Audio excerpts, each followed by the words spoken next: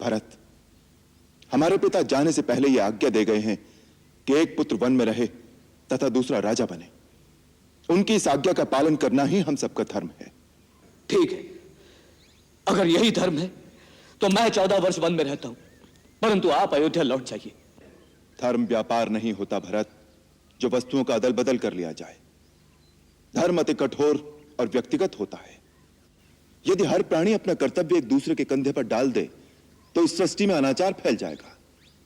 तुम राजा होकर ऐसे अनाचार की बात सोचते हो तो इसका प्रभाव प्रजा के साधारण मनुष्यों पर क्या पड़ेगा?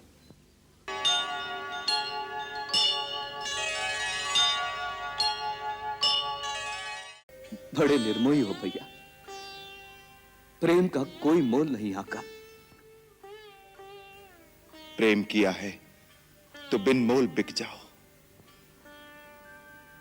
अच्छा, तो बिक जाता हूं। शायद 14 वर्ष का बिछोही मेरे पापों का प्रायश्चित कर दे, परंतु एक बात याद रखना भैया, 14 वर्ष के बाद यदि आपने आने में एक दिन की भी देरी की तो इन चरणों की कसम खाकर कहता हूं, आप अपने भरत की चिता जलती देखेंगे। नहीं भरत, नहीं।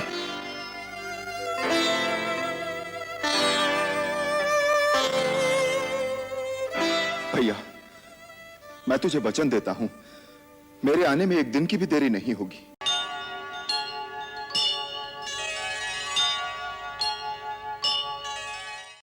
पगले, तू मेरे प्राण मांग ले तो इसी क्षण दे दूंगा।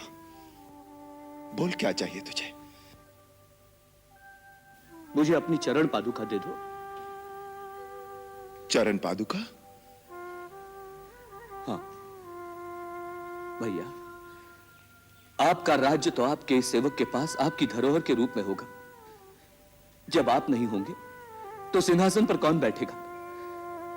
मैं आपकी पादुकाओं को आपका राज चिन्ह बनाकर सिंहासन पर रख दूंगा और नित्य प्रति उनका आशीर्वाद लेकर ही आपका राज कार्य करूंगा।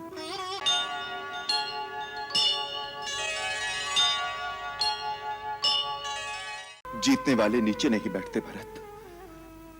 मेरे भाई, आज राम तुम्हारे प्रेम के सामने हार गया। जो राज्य तुम मुझे देने आए हो, मैं उसे स्वीकार करता हूं,